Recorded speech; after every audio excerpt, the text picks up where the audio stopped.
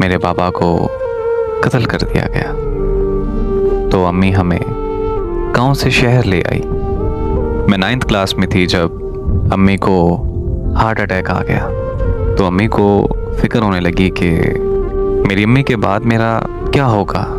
तो मेरी शादी कर दी गई। ससुराल जाकर पता चला कि मेरे शौहर ने मुझसे शादी मेरी प्रॉपर्टी की वजह से की थी। पर जब उसे पता चला कि मैं अपना हिस्सा अपने भाई के नाम कर चुकी हूँ तो उसका रवैया मेरे साथ बदलने लगा। वो बात बात पर मुझसे लड़ने लगा।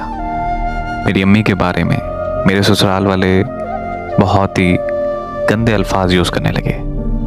मेरा जेवर चोरी हुआ तो वो इल्ज़ाम मुझ पर लगा दिया गया। दिन ब दिन मेरी हालत बिगड़ती जा रही थी और मैं जहनी मरीज़ा होती जा रही थी।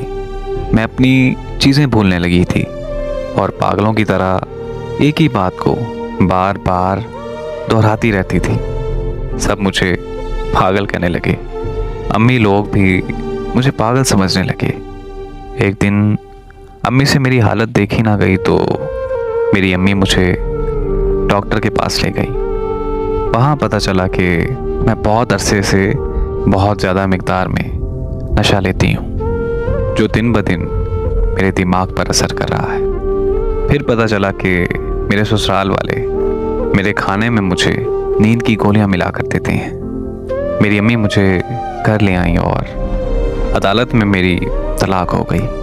अब मैंने दोबारा स्कूल में दाखिला ले लिया है। पर एक बात कि मैं सहनी मरीज़ा बनकर रह गई हूँ।